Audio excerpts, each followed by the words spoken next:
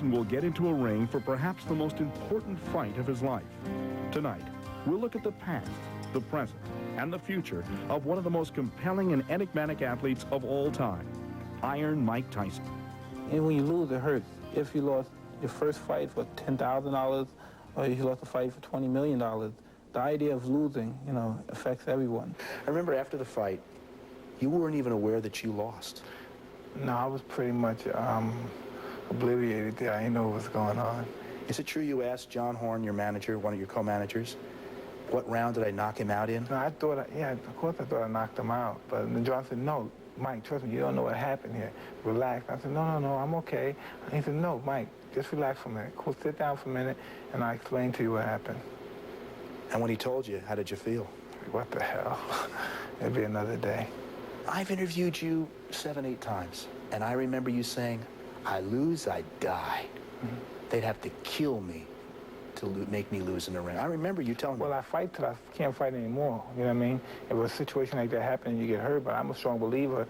If you fight to the end, you know what I mean? You don't be afraid. Some guys get hit hard, and they lay down because they don't want to take a beating. Real fighters take their beatings like a man because anything can happen. What do you fear these days? Do you fear anything in the ring these days? Well, I say it's fear because it's an adrenaline and your heart's boiling and you're just so psyched and it's your imagination playing so many absurd tricks with you. The guy becomes so much bigger. He becomes so much better, faster. Everything he does is so much better than you. And then when you're in the ring, you find out he's just a man like you with 2 arms and legs. And the preparation you put in here, and from your past performance, you know why I'm the greatest fighter in the world, and this is my domain. It's just, I refuse to believe there's anyone that could beat me. Are you concerned that doubt has crept into your psyche? Any doubt, anywhere? I know you said you've never lost confidence, but is there anywhere in your psyche, Mike, doubt? I always have doubt because without doubt, a person who's secured in their position, you know what I mean, is in position to lose their security because you can't go in a situation with 100% security because then you leave things open for mistakes because you're totally secured to everything. You're not expecting anything because you're totally secured in everything. So you think in your mind this is secured when it's not necessarily secured because it's so doubt is a good thing? Oh, doubt is beautiful. And doubt you have? Oh yeah, of course I keep a certain amount of doubt on me. Yes. And fear, because you said fear once upon a time. You told me fear is my friend. You just have to be aware of the situation. I mean, people say there's no one that ever fought, or no one ever played back would never have the slight amount of doubt in the back of their mind, and that caused them to perform at a better level because there's a possibility these people can beat me. But it didn't seem like you had a lot of doubt against Holyfield the first fight. Well, it looked like I'm going to tell you what I thought. I thought you wanted to knock him out with the first punch. Well, I tried. You know what I mean? That was my mistake, believing a lot of newspaper clippings, but he's a hell of a fighter. I just have a great deal of respect for him as a fighter, and I'm just glad to have this opportunity, and we're going to see if he's really a big boy now. And what if you were to lose? Huh? What if you were to lose? I can't conceive myself losing. It has to happen for me to even comment on it. You're that sure? Yeah. The eye of the tiger. Do you have the eye of the tiger? Well, I don't know necessarily what it means as far as the meaning. I know I want to win. That's having eye of the tiger, yeah. I'm sure everybody wants to win. Everybody goes in there with the eye of the tiger, but even the tiger loses. Even the tiger becomes defeated. The tiger becomes frustrated. You know what I mean? And he fought his heart out. You didn't win, but you showed your heart, your big heart. Fighters, that's all we have. That's what fighters have. That's why we're famous. We're there to show our heart, our determination. We're there to spill our blood. That's what we're there for. We're there to lose our blood and lose our whatever it is, our frame of mind, our soul. We're there that's what we're there. If we're there for anything else, we're in the wrong business. If we think we're there just to look good and gain fans, no, that's not there. We're there to suffer. We're there to die.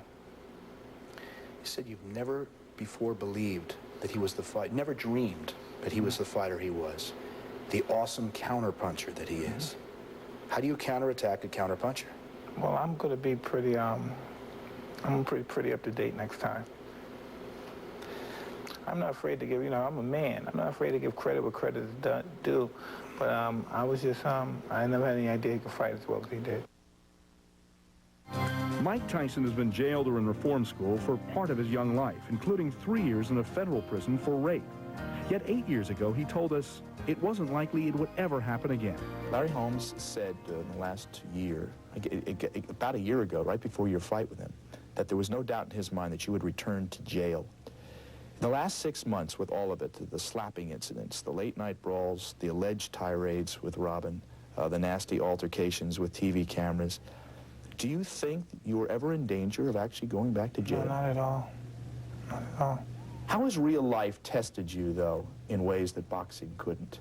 Because I'm dealing, inside I'm totally in control of the situation. Ring, it's just a certain amount of moderation as far as discipline is concerned. You're in control in the ring. You're something that you're prepared for. You're training months and months for, and then you go in there, and then it's like a diagram. Everything's written out, and everything's planned to do. Outside, it's just the unexpected so constantly. Lurking around, and you don't know what's going to happen day by day. That's how you count the Lord for your blessings, because you're really not promised tomorrow, and anything can happen. There are two Mike Tysons, clearly. Maybe more than, we're all different people at different particular times in our life. Certain things may cause us to act a certain way, be a different individual. You couldn't deal with someone that's very hostile in the way you're dealing with me now. You have to deal with them in a different way. If you had an appetite for confrontation, of course, you would deal with them totally differently. How do you take the past, make it work for the present, and be better for the future? Well, we learn from our mistakes in the past, and we hopefully won't repeat them in the future. Basically, you get into little troubles here and there, but then again, you think about it, if somebody took a magnifying glass and just penetrated on you and looked into every little thing and every little dirt you did, people are bound to find some dirt and make something out of this, you know what I mean? I can't help the fact of who I am. I just enjoy being myself. Do you feel your life's been a success? I don't know. Obviously a boxing success, clearly. Yeah. Monetarily, you can't ask for more. But do you feel your life has been a success? It depends on how you define success. How do you define success? I don't know. Perhaps just being happy with your kid. I wish my mother was alive to see me. I wish Customata was alive to see me. There's a couple of my friends who are dead now, not around, or no longer with us, are probably in prison for the rest of their life. I wish they were around. Do you think you're a good person? I think I'm incredible, because most people are just well-behaved, they know what people want to hear, want to say, oh, I love God, and God is this, God is that, We're not perfect, and if we were perfect, God would get rid of all of us and put imperfect people on this earth, because that's a part of growth. That's how you reach your highest level of understanding, by making these mistakes in the past, so you hopefully won't make them in the future. What are you proudest of? You said you feel you're an incredible person, incredibly good person. What are you proudest of, Mike Tyson? That I'm never conceited to the extent that I'm a big-headed guy and I talk bad of it. I'm always considerate for humble people, because I know that feeling, like the people that in prison, the people just get out of prison, no one cares about, no one loves, and I always feel a infinity with those people, because I was one of those people that probably still am, just because of my status, people know who I am. But I just have a close relationship with those people. And people say, why you get these bums money? Because our family was homeless, and I used to remember that situation, and it's just, you look at me, if I can make it, I used to think, if I can make it, I was in the streets all my life. If I can make it, anyone can make it. That's how come I always hang around these neighborhoods, and I tell these guys, listen, man, hang out, touch me, man. I can't give you, this is a big world. I can't put my arms around the whole world. But look, if I can make it, not necessarily you have to be a boxer, but just break your butt to go into school, or else just become some kind of athlete. You got the aptitude for it. But don't be lazy. At a young age, you could do anything you want. What would you have done differently? There's some obvious things we know, but generally speaking, what would you say you wish you could do over again? I wish I was better as a child with my parents. I just wasn't a good child. Obedient? Yeah, I was very law-abiding. Rebellious. I was very rebellious, and I was just a hungry kid. And when you're hungry, you don't have respect for civilization, law, authority, or human life. I was just listen. I come from a neighborhood. The worse you are, the more compliments you get. Especially these days. Yeah, that's the reality. I don't know about now, but where I came from, the more crimes you committed, the more pats you got on your back. Not how many A's you brought home when you got a pat on your back. That's all I'm here for, is to fight. Gotta get us to get paid, get the people that money's worth, and go home. You get lonely? more or less. What do you get lonely of? Because I feel like I should be, out roaming the streets, like normal kids. I'm always doing the business. It's funny because, you know what I mean? When you're in a professional business, you have, it's like obligations. And it's, like I was saying before, it's like you sold your soul to the devil. You know what I mean? Like if you want to get out of it, but you can't. But you're still a young guy to feel that way. That's a pretty, that's for late in the career to feel that. It's funny because I do. You think that's healthy? For a guy that wants to be in the game a long time? Well, who knows? Like, we know the devil's on our shoulder, but I'm not doing nothing. I'm not doing what you tell me to do. I'm not gonna go over there and rob that man and kill that person. No, all right, that's cool. That's all right, though. You can hang around. As long as I know you're here, it's cool. Raging Bull. Why did you relate to Jake LaMotta and De Niro's portrayal of Jake LaMotta? It's very simple. It's coming from that kind of environment and just being dumped on most of the time, in your life. You think you have a friend, and they're really talking behind your back, because you see how they talk about other people when they see him. Hey, how you doing, Joey? It's good seeing you. Then, wasn't Joey such a bum, or wasn't he such a jerk for making a decision with his girl? Oh, and then you just know what they're saying about you. And, every time there's a time of despair, they're never there for good times. Instead, it's for monetary reasons. They have their own interior motives. And we always say, it's just frustrating, and it's mean, it's angry, and just frustrated at everybody. You just want to succeed and let them know that you're not a bum and you're somebody special. And I just related to that movie so well. It's one of the books that's on your night table, and the book is called The Maverick Mindset. And it says, the subtext, the journey from fear to freedom. Why is that book appealing to you? It was an interesting book, I thought, and it was a gift from someone. And I just thought I would read through a lot of synopsis of the book, and it was interesting. And the person that told me said he thought that I would find that book interesting, and it was pretty interesting. But what does that mean, the journey from fear to freedom, to you personally? It's just overcoming situations that you believe that were unable to be overcome. That's how I take it. People have so many different variations that you can take it, but I always see it as something that you never, a boundary which you never cross because of that fear factor. And by overcoming your fears, just by crossing it and conquering it, and not just necessarily conquering it, because normally it's just it's inconceivable, most of the things that we fear. And but we never really conquer it. Like, God is inconceivable. We don't see him, but we believe in it. And just by crossing the barrier is a form of freedom. I'm going to tell you something that sometimes is critical about being successful. The camera is somewhat of a narcotic. It's like a drug.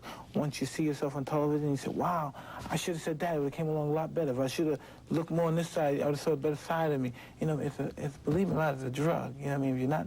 If it's not handled properly, you could lose your mind. I just saw a press conference interview with you, and you got mad. And I'll tell you what the question was. The question was, Mike Tyson, it came so easily for you. Everything was a home run in your career, and you got angry. And I know why you got angry. Because it bothered you that people didn't respect your struggle. Listen, I can't even continue to go through, tell you the situations I've been through in my life. Because someone see this article and I tell you, please come pick me up, you know what I mean? But the fact is, they don't understand. They don't understand my life. They don't understand the whole chemistry of my existence, you know what I mean, or who I am or what I am. They say it came so, the only thing they see is the finished product. 50 million here, 100 million, that's all they see. They don't see anything. It's a guy who came from absolutely the worst social circumstances in life, and just eventually, I don't even know how I get it, met some good people.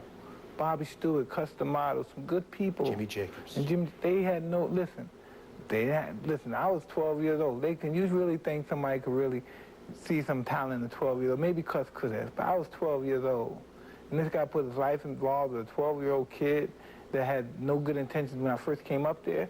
And, it would have been beautiful if he could have just seen my achievements.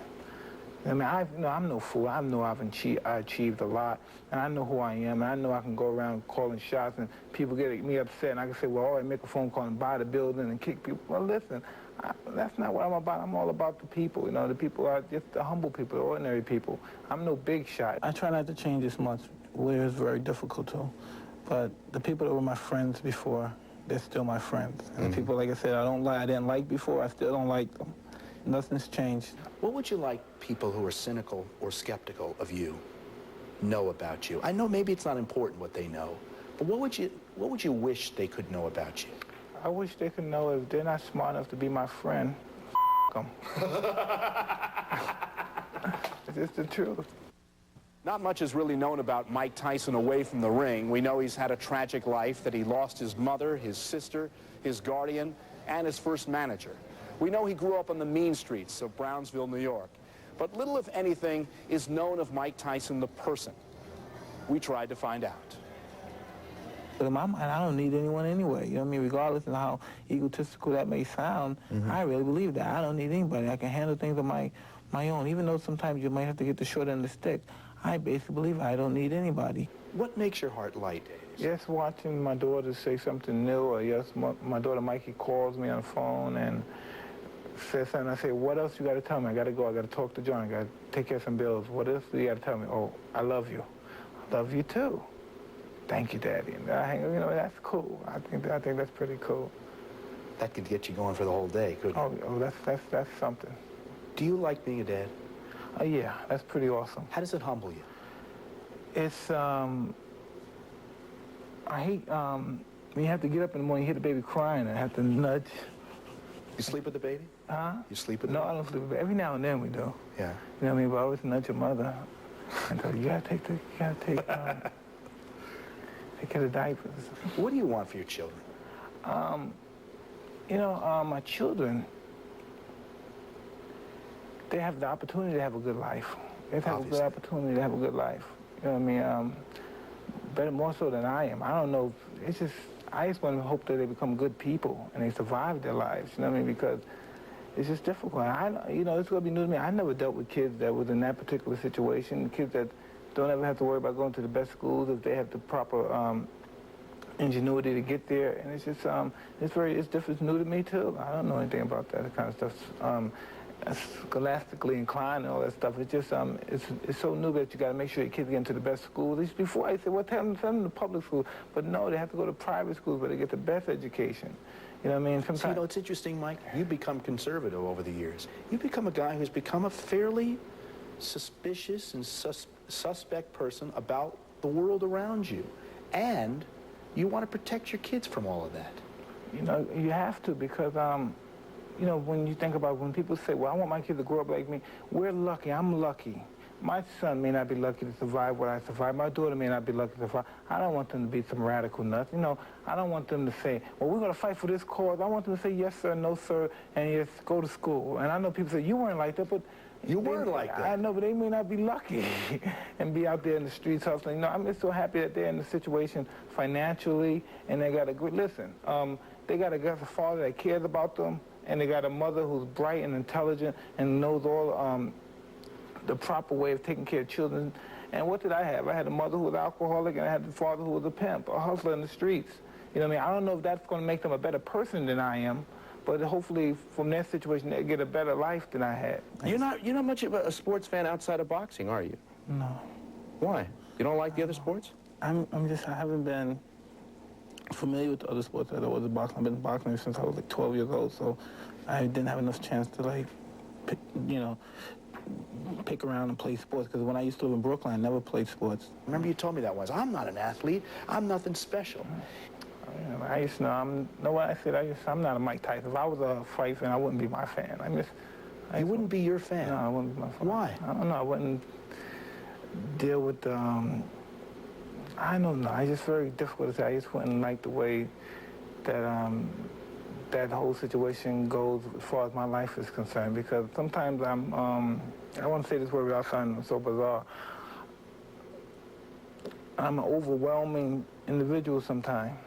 You know what I mean? And too much. Yeah, and sometimes I'm too overwhelming. And sometimes I feel even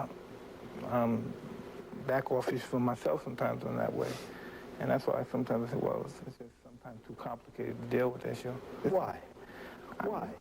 Because I think deep down, the truer, the realer person is that person, the person who wants to do good, but feels that he has to do bad so he can keep that image, the menacing Mike Tyson. No, I'm not menacing. I mean, on the contrary, I'm pretty considerate and loving towards my children, my wife, but the fact is, that's just not realistic. No one's lily white. No one's perfect. And I don't want to be put in that category. You know what I mean? Because at times, if I'm upset, I'll fight. I'll strike someone or something. Someone upset me to the degree I feel threatening for my life, for my children, I'll strike somebody. And may do worse than that. But the fact is, I'm just out here surviving, and I just want to take care of my kids.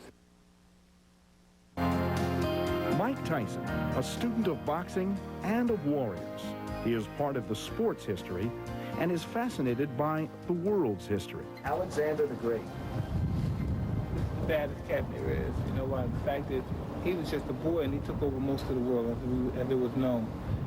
Did you read all you could get your hands on? Oh, everything. Yeah. You know he was gay. Did you know? I don't know anything about that. I'm just telling you, okay? How do you know? I never read anything about him being gay. That's what I hear. Well, listen, he kicked a lot. This gay guy kicked a lot of ass, all right? That's that what you like most about it? That he kicked it? I don't care what he does. He got the job done. I'm more interested in mostly in not why somebody's doing something, but just what would cause them to do it. You know what I mean? Like, you see a guy climbing the mountain. I'm not interested in that, but I would watch it to find out what would make this guy want to climb that mountain.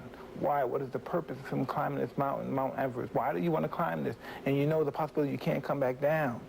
And you know the history of the climbing this mountain. That 90% of the people, if not more, have died climbing this mountain. Why would you want to do it? So why do you climb the mountain? Why do you get in that ring? I want to know why. Hey, no one can really tell. I could tell you that, well, because I love it, and I've been doing it all my life. And sometimes it's just like, who knows, like a clock that just keeps ticking. You know that story about the elephant that you put the chain on his leg around the pole, and he just keeps going around the pole, then you take the chain off, and he doesn't know the chain's off, and he just keeps going around the pole out of habit. And sometimes you think it's out of habit. But that's joyless. That's just habit. No, that's not true. That's not true. Habit is repetitious. Repetitious is done out of consideration and out of desire. I'm cried out, man. I cried so many times, I can't cry anymore. I get mad, I pray, I may curse, I may quote the Quran. You know what I mean? There's different variables here, but I'm just me. You know what I mean? I get upset, you know what I mean? I like to laugh, you know what I mean? I love my children. I may get angry at them, sometimes I get angry at my wife, sometimes I'm just human. You know what I mean? The everyday guy. I can't imagine somebody being jealous of me if they wanted my life. A lot of people couldn't have. They would kill themselves if they had my life. You got to do this. Come on, take the hat off for a second. Now look at this. That little bald spot there, that's from worry? Who told you it was stress? It's from stress. How do you know? Because you told me. You're right. It's from stress, and then that started from the bone crusher Smith fight? You know, my doctor told me that's what it was from. What do you want people most to remember about you as a fighter, but more importantly, as a man? You know what I mean? I've never been concerned with what someone thought about me. I just live my life. You know what I mean? I just try to live my life. I can't, you know what I mean? It's up to people to basically have their opinion, what they think about me. I can't say, well, you think I'm a good guy, ain't I? You know, you can't go around and get on a survey. What do you think about me? What do you think? You know, what the hell? I'm living my life. 110,000 rooms are sold out here in Las Vegas fight weekend. That includes 5,000 rooms here at the MGM Grand. Both fighters guaranteed $30 million to do battle. ESPN's coverage with Charlie Steiner and the rest of the ESPN team will air throughout fight week. Enjoy the fight. Thanks for watching. I'm Roy Firestone. See you next month, everybody.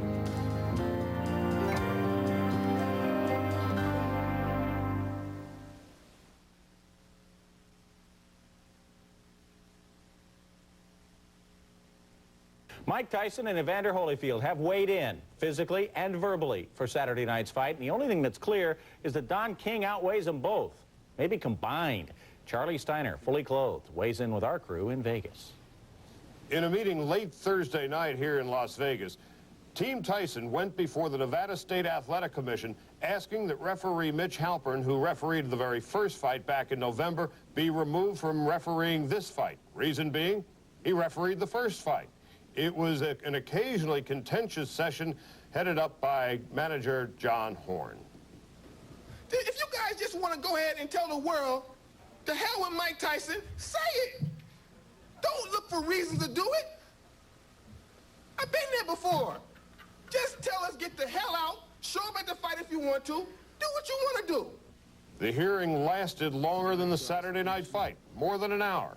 When it was over, the vote was 4-1 for Mitch Halpern to stay as the referee. I spoke with him. He was emotionally spent.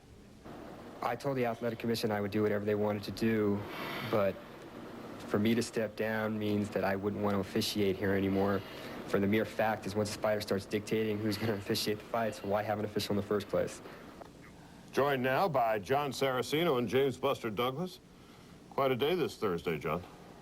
Interesting, Charlie. It looked like a very transparent ploy by Team Tyson to try to get not only under the skin of Evander Holyfield before the biggest fight of his career, but also to put the heat on Mitch Halpern, not to permit holding in this fight.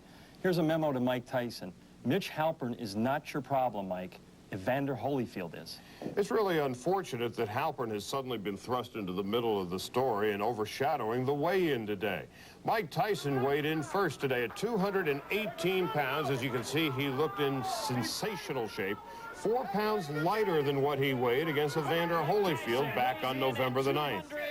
Then it was Holyfield's turn to get on the scale, and he too weighed in at 218 pounds. 3 pounds more than the first fight, and at 218, it is the heaviest Evander Holyfield has ever been. Mark Schwartz talked with both fighters, beginning with Tyson. All right, we're with Mike Tyson, and Mike, 4 pounds lighter than the first fight. Was your training significantly better for this one? I believe my training was better, and also was a tremendous amount of heat in Las Vegas. It's 106 every day, basically. Do you have to fight a better technical fight? Because you were almost perfect technically in the first fight. Do you have to be even better this time? Well, I am better. There's no doubt. The confidence is greater. I've worked hard and watched my tape and improved from what I did last fight. Clearly, both fighters in exceptional condition. As you take a look at the tail of the tape, both fighters weighing 218 pounds, a significant difference. Second from the bottom, the reach. Evander Holyfield, 6.5 inches. Buster, what was your take on this most eventful Thursday? Well, I tell you what, man, it's going to be an exciting Saturday night. It's been a lot going on leading up to this fight with all the controversy about the referee. I'm just excited, looking forward to seeing these two combatants get in there and do battle. And we're going to watch it on Saturday night, and as soon as the fight is over, of course, tune to ESPN. Buster's going to be with us, along with John Saraceno, Mark Schwartz, highlights, interviews, and analysis of the post-fight Saturday night. Let's go back to the studio. Thanks, Charlie. What do you think's going to happen? Over 21,000 of you who logged on to the ESPN Net Sports Zone are as confused as the experts. Nearly a quarter of you say Holyfield by decision, but almost as many of you say Tyson in an early KO. He does have 20 first-round knockouts, as Joaquin Andujar once said in 2 words. You never know. It was Ralph Waldo Emerson who once said, "Fear always springs from ignorance." Ralph never looked across a boxing ring and saw Mike Tyson doing this. Ask Michael Spinks, who lasted 91 seconds against Tyson. Ask Marvis Frazier, who lasted all of 30 ticks. Neither men ignorant, both gripped by fear long before the opening bell. Mind games, fight psychology. Charlie Steiner with more from Vegas. So what have we learned of the weigh-in? Both fighters weigh exactly the same, 218 pounds. Both men are at their peak physical condition. So come Saturday night, when the two men enter the ring and begin fighting, what will then tell the difference between the winner and the loser? It all begins in the head. Throughout his career, Mike Tyson's MO before the inevitable KO was instilling fear and intimidation into his opponent. But it didn't work against Evander Holyfield, who simply refused to be bullied. Holyfield comes back with a left hook. Holyfield with a combination to Tyson's head. He's not afraid.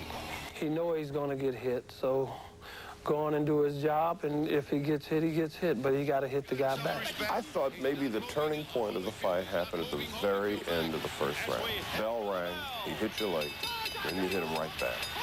You always, at the end of the bell, get a couple of shots in, and I know the most important thing is to get the last shot, because who get the last shot? The other guy got to go back thinking about what happened. And not only him, if he hit me after the bell, to hit him last, where he can go back and say, this guy hit back. The Mike Tyson types of the world don't know what to do when, after they hit the other guy, the next thing that happens is the other guy hits him back. I just want, man, I just want to shake your hand, man. It's been so long. I just want to touch you. Right on. Losing his title and that air of invincibility has humbled Tyson and softened his bravado since the first fight. He's not in there with no punk. He think he's in there with some bully, some punk. I'm going to show him what a bully does. And then after the fight, we're going to show him what a bully is. But he's a hell of a fighter. I used to have a great deal of respect for him as a fighter. And I'm just glad I had this opportunity. That cloak of invincibility has been taken from him, like Muhammad did to Sonny Liston. Same thing. This guy is not the bully of the block. Once you take the bully out of a guy, you're the boss. He realized that I have lost against this guy. This guy is good. I never had any idea he could fight as well as he did. Now he is in a different position, and I can tell in his eyes that the position that he's in, that it would take a little bit more to get his confidence back to the level of being able to go out there and give his best. Mike, I think, is still in that stage where he's still finding out who Mike is. And you're never going to beat a sound guy who's good with a guy who's unstable. But I wouldn't say he beat Mike every time because Mike has so much punching power, and it only takes one shot. Tyson, the challenger, remains the favorite for Saturday night's championship showdown. Richie Giacchetti has returned to Tyson's corner, and with him the expectation of a much more disciplined Mike Tyson. I know I'm in for a tough fight. I know what I have to do to prepare. My theory is to destroy or be destroyed. I love that theory, and I love that way of life. I'm looking forward to knocking him out. Joined once again by USA Today's John Saraceno and James Buster Douglas. If there is one question surrounding the psychology of the two fighters, it really involves Mike Tyson. No question, Charlie. You know, Mike Tyson in 47 fights has only had twice to dig deep down inside and try and rally and pull out a victory. He failed both times. The last time in November against Evander Holyfield, and against this man 6 years ago, Buster Douglas. Buster, what do you think? The first time Evander Holyfield hits Mike Tyson, how is Tyson going to respond? Well, I think it's going to play on Tyson's corner. And I think with the addition of Richie Giacchetti, it's going to play a big part in that. You know, mentally, Mike's going to come in there and give it every intention of walking through this guy. And then he's going to come up against Evander Holyfield, who's going to be forcing a lot of action, coming with him with a lot of punches. And, you know, it's going to be gut check time. You know, and I think coming out of that first round, coming back to the corner, they're going to settle him down. And I think Richie's going to play a big part there. He's going to get in his face and keep him going, keep him in the fight. That's what the key is.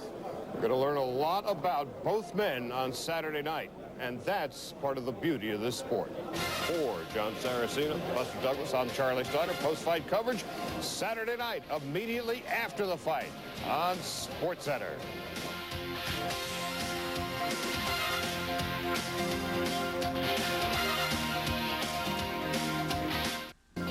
Earlier in this SportsCenter update, we previewed the Holyfield-Tyson fight on Saturday. Of course, you already know that Evander TKO'd Iron Mike in the 11th round of their title fight last November. But did you know that only Holyfield, Muhammad Ali, and Floyd Patterson have regained the heavyweight title in rematches with those who won it from them the first time? Holyfield took the title back from Riddick Bowe with a 12-round decision in '93. Ali decision Leon Spinks 7 months after losing a decision. And Floyd Patterson KO'd Ingemar Johansson a year after being knocked out. 6 other heavyweights have lost their rematches with their conquerors. Team Tyson fought long and hard yesterday to get referee Mitch Halpern bounced from tomorrow night's rematch between Iron Mike and Evander Holyfield. But the Nevada State Athletic Commission thought differently. There are certain officials in certain sports who are Naturals Commission Executive Director Mark Ratner said of Halpern, well, today's a new day. And here's Charlie Steiner. Thursday night at 7 o'clock Pacific time, the Nevada State Athletic Commission voted 4-1 to reject the protest of Team Tyson involving referee Mitch Halpern for Saturday night's fight. 4 hours later, Mitch Halpern decided to pull out of the fight on his own. This morning, he told me why. Focus shouldn't be on the referee, this focus should be on the fighters, and I felt that for the sake of boxing and for the city of Las Vegas, the best thing would be step aside. I thought the protest was ridiculous. I still think it's ridiculous, but you know, that's boxing, and that's part of the sport. I'm a good official, and you know, I don't want to subject my family to anything they don't need to be subjected to, and the best thing for me to do is just be out of this fight. This is bigger than the referee, bigger than Mitch Halpern. This is something I don't want to deal with. I just felt that stepping in the ring that night, there'll be a lot more eyes on me than that's necessary, and a referee doesn't need that. you know, I'm a good official, and I'll be back in the ring. So the 29-year-old Mitch Halpern will spend Saturday night at home watching the fight on TV, ordering up a pepperoni pizza and watching it with his 14-month-old daughter. Halpern is out. Mills Lane is in. Mark Schwartz reports. Okay, the Tyson camp got what it wanted. Mitch Halpern is out. Mills Lane is in. But is the change truly in Tyson's best interest? If they had a choice, they asked me, who do you want? I would have said Mill Lane, but Mill Lane has always been a confident referee. He's been there, he got a lot of experience, and he's not biased. Mills Lane and Evander Holyfield have been buddies for the longest. Matter of fact, Mills is one of Holyfield's biggest supporters, so if that was a ploy, it backfired on him big time. Matter of fact, the night that Holyfield lost to Bo, Mills Lane cried tears. You know, the big alligator tears coming down his face, man. You know, I mean, he likes Holyfield that much. Mills Lane is such a professional that I don't care what his personal feelings are once he steps into that ring. I believe that his professionality will take over, and when Evander gets knocked out, he's going to cry for him. Horn had two prime concerns about Halpern. Number one, his relative inexperience in fights of this magnitude.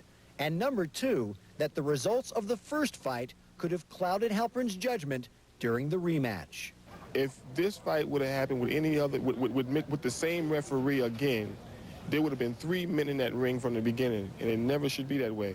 The only way in which I think this is positive for us is I think it reduces the likelihood of the Tyson camp making excuses after the fight that it wasn't fair, we told you it wasn't going to be fair, and it turned out bad. If he is the baddest man on the planet, why does he care who the third man is in that ring? South Africa has had about 20 million more black people than they had white. They didn't have a law on their side. Didn't make no difference. Don't make no difference how big and bad you are. If you got unfairness in your play, you can't win. I think the whole thing is a farce, period. Horn could be the referee.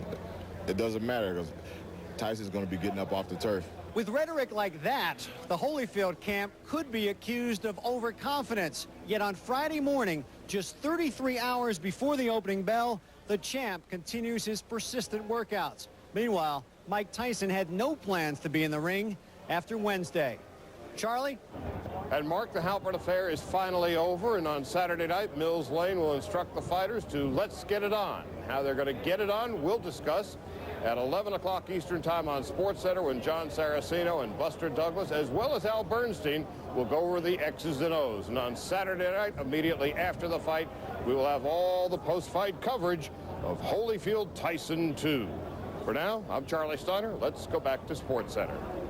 Charlie, Mark, thanks. Today's ESPN Sports Zone poll is quite germane. 27,000 plus folks gave us their thoughts on how they believe the rematch will turn out, and we have a tie. 22.9% of those who voted each believed Holyfield will win by a decision or Tyson will knock out Evander before the 6th round. Not even Bob's vote for a Evander decision could break this tie. So much for the secret. In less than 24 hours, Evander Holyfield will try to do what no other boxer has done before or even been given the chance to do, beat Mike Tyson twice. Although with Holyfield, the current WBA heavyweight champion, is to do it again, it'll be with a different referee. Seniors correspondent Nick Charles explains from Las Vegas. Well, Mike Tyson wasn't in the building today, but his presence was felt as controversy reverberated through the MGM Grand Garden Arena here. Tyson's corner last night had clamored for a referee change. Their feeling was that Mitch Halpern in the first fight allowed too much holding and too much headbutting. The Nevada State Athletic Commission, though, held its ground and said Halpern was staying as third man in. Late last night, though, Halpern pulled out of the fight, saying he didn't want to be the focal point anymore. I respect him very much. He did a marvelous job the first fight, and I had no problems with him this fight. But I also respect his feelings, and he just felt that all of a sudden all the focus was on him, and this is too big a fight for everybody to be talking about Mitch Halpern. And he just felt it wasn't fair to the fight, and that's why he withdrew. To a certain extent, though, there's a perception quickly looking at it that they almost bullied a referee out of the fight. Does that create any sort of problem or precedent? That could be a perception, but I think in this case he's just a respectful, responsible man and he just felt that it was in the best interest for him and for the fight. It's not the commissioner or anybody else bowing to the pressure of fighters. Who should be dictating here? Well, I think the commission should be dictating, and the commission did stand by Mitch. My understanding of the press release, and that's all I know is what I read, is that Mitch said that he didn't want to be the focal point of things, and he would rather step aside than have that happen. And I think that was a class thing to do, and he should be commended for it. I don't understand the whole situation. I don't care to. And the only reason that I'm talking to you is because you insisted. You know what I mean? Because it don't make a bowl of beans to me, man. The referee don't count. The fighters count. Everybody is putting the spotlight on everything but the fight. When the bell ring, they both gonna have to fight. I can't be over concerned about them.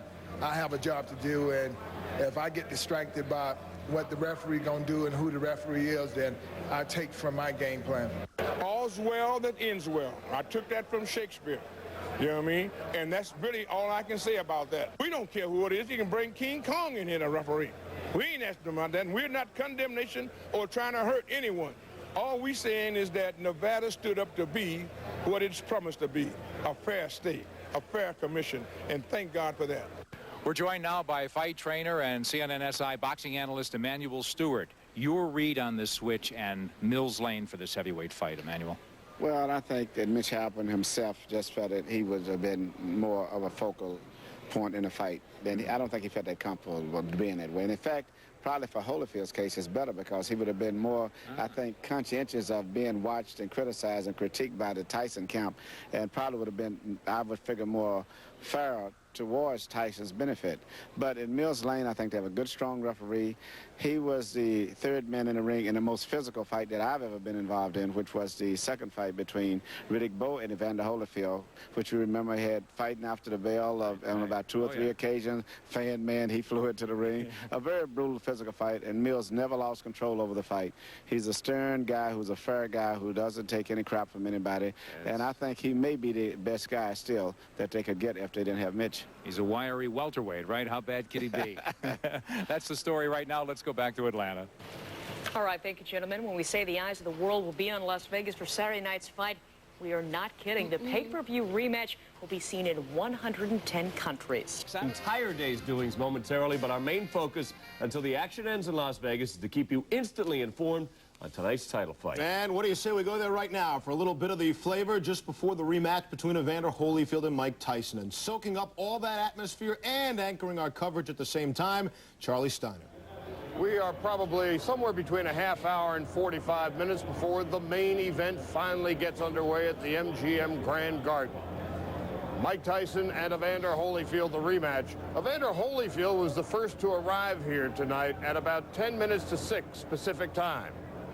As usual, Holyfield was earlier than his opponent, Mike Tyson, who arrived about a half hour after Evander did, at about 20 minutes after 6. And now all each of the two fighters can do is wait. I can tell you, we've just come from inside the arena. The electricity is indeed palpable, as any major event would be. I want to paint you a picture of where we are in the 90s. On the undercard tonight, Christy Martin was fighting a woman named Anna DeJong. We were in a party watching this fight, and there were women, lots of them, watching, smoking cigars, drinking beer, watching these two women beat the hell out of one another. It was a bloody fight, won by Christy Martin in a 7th round TKO. Welcome to boxing, and welcome to Las Vegas in the 90s, joined by USA Today columnist John Saraceno and James Buster Douglas, who's been down this road a time or two. Buster, paint us a picture of what it's like in the locker room for both Tyson and Holyfield now a half hour, 45 minutes before the fight. What are they thinking? What are they feeling? What is the atmosphere like in there? Well, right now, both fighters are just relaxing, and they're just contemplating what they're going to do. They're just really mellowing out. And they only got a few people around them, just the close friends that are around them are ones that understand them, not to bother them. Just let them just be in their own little world, focus on the intention of what they got to do tonight. How is it possible, John, to relax under those kinds of circumstances? Well, that's a question I'd really like to ask Buster Douglas. Before you fought Mike Tyson, really, how did you feel before that fight? You had to have been scared. Weren't you a little scared, Buster? Not in the least bit. The thing mostly for me was just to stay relaxed and calm We had a nice little boom box in there. We were listening to music. And we were just basically just relaxing and just thinking about what was the upcoming event. You know, how it was going to be in the first fight. You know, just basically just chilling, relaxing, just trying to stay loose. Are you aware that a crowd of hundreds of millions of people are about to watch you? Right, you think of all that. You think of all that. I mean, it all goes back and forth through your mind. But the main thing is just to stay calm. And these two guys that are fighting tonight are totally professionals, and they're great athletes, and they've been there before, done that. So this is a normal time for them. Now, before you fought Evander Holyfield, you didn't quite have the same intensity and focus as you did when you fought Tyson. Were you worried in the dressing room going into that fight? Did you sense any kind of impending doom that could happen that night? Well, there again, it's a situation where, you know, when I walk into the locker room, things weren't easy throughout the camp. You know, one thing just carried over into another. So therefore, you know, it was just a real unrelaxed mode. You know, you're thinking about being everywhere but right there. You know, and that was the two differences between those two fights for me.